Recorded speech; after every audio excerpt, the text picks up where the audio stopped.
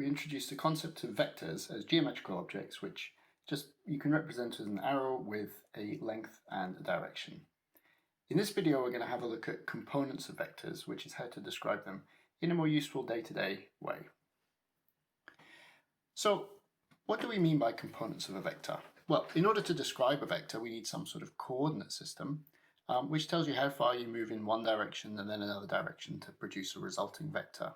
So I can draw a standard Cartesian coordinate system, x, y coordinates, and then I can think of an arrow as my vector v in that coordinate system.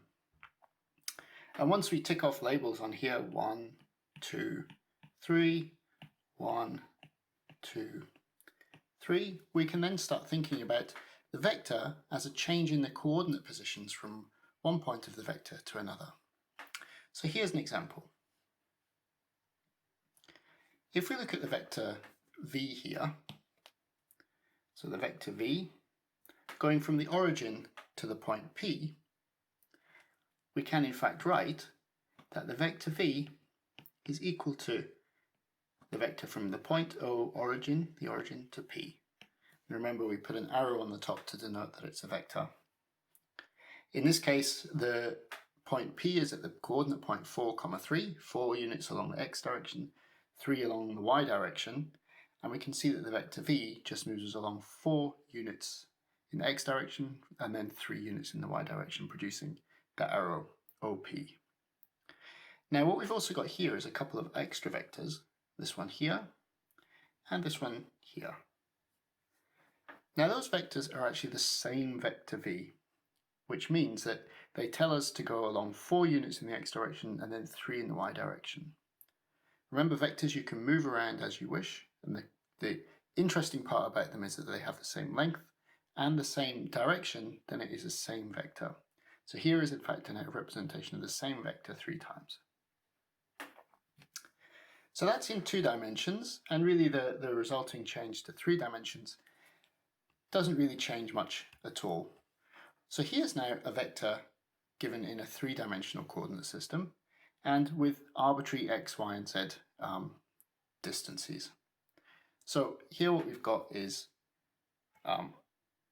x coordinate, y coordinate and z coordinate representing 3 spatial dimensions, and we've got some arbitrary vector going from the origin to the point P, where again we have the vector v is the vector from the origin to P, which is called the position vector v.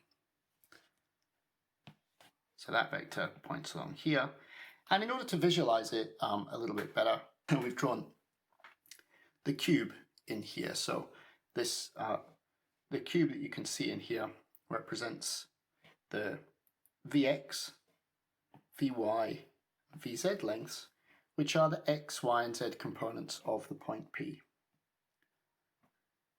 Then the resulting vector v we can write as in components as just equal to the coordinate point Vx, the coordinate point Vy and the coordinate point Vz. And this just represents this vector in coordinates now. Note that we're using a notation that is so very similar to how we would describe a point, but when we're talking about vectors, we must remember that it means that we're talking about the vector and not the point P. They're conceptually different things.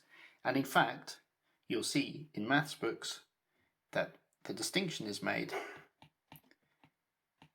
by using angle brackets like so. And in fact, in physics textbooks, you'll also see that V is written as V1, V2 and V3 in what's called a column vector. And it's really up to you which notation you wish to use. We're going to stick to the ordered set notation with round brackets, but feel free to use other notations if you like. So using this idea then, we can come to think of things like the length of a vector in terms of the components of a vector by just using Pythagoras' theorem. So what do I mean by that? Well, if we go back to drawing a a vector v. Then once we have this in components, we can figure out the length by drawing in the right angle triangle along the coordinate axes. So if the x coordinate of v is vx and the y coordinate of v is vy, or the y component of v, sorry, then we can see that the magnitude of v, which I'm going to write as the vector v with some vertical lines around it to denote the magnitude, is just the square root of vx squared plus vy squared. And in 3D this just generalizes to, in 3 dimensions this just generalizes to the square root of the x component squared plus this y component squared plus the z component squared. This you'll sometimes see written as with 2 vertical lines. So in quite mathematical textbooks they prefer this notation, but we're going to stick with a single line to represent the length of a vector, which is also called the magnitude, or sometimes the norm of a vector. And we will use those terms interchangeably. Now that we've defined vectors using components, we can now add and subtract them using components quite easily with a little bit of simple geometry. If we consider this picture here, where we have 2 vectors u and v that we might wish to add together. So I've drawn here u and the vector v, and I've drawn them so that we can add them together using the triangle law that we looked at last time. To form the vector u plus v, which we've drawn here in red using the triangle law, we can see that in order to form this vector u plus v, we must go along the x-axis a distance ux plus vx, and then along the y-axis we need to go a distance uy plus vy, which means that we can write u plus v is equal to ux plus vx, comma, uy plus vy. All we've just done there is add the components together. So in 3D then we would just have u plus v is equal to ux plus vx, comma, uy plus vy, comma, uz plus vz. And similarly for subtraction as well. With a bit of thought, you can use this to see that the vector between an arbitrary point P and an arbitrary point Q is then given by, in components, x2 minus x1, comma, y2 minus y1, comma, z2 minus z1. And to see this, let's just put our point P and Q and a vector directed between one and the other.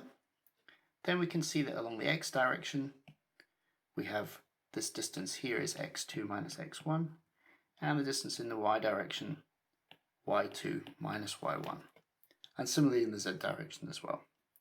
So this is then a way to get the vector between 2 points which are arbitrary. Using this we then recover the distance formula between 2 points. The distance between 2 points is the same as this length of this vector v, or the length of the vector pq if you prefer. We can write this as the square root of x2 minus x1 squared plus y2 minus y1 squared plus z2 minus z1 squared, all square root. So the distance formula between 2 points in space is recovered using now vector notation. As an example of that, let's use this to recover the formula for a circle in 2 dimensions. So let's find the general equation of a circle of radius r and a centre x0, y0. On first sight this looks quite a difficult problem, but if we just draw a quick sketch of what the problem is asking us, we'll see that we can use the distance formula straight away to do this. So if I just draw on coordinate axes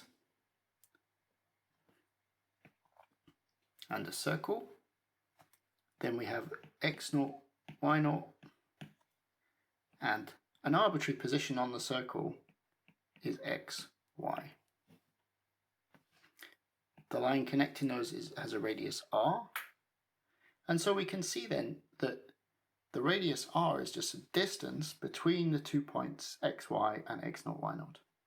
So r is equal to the square root of x minus x0 squared plus y minus y0 squared.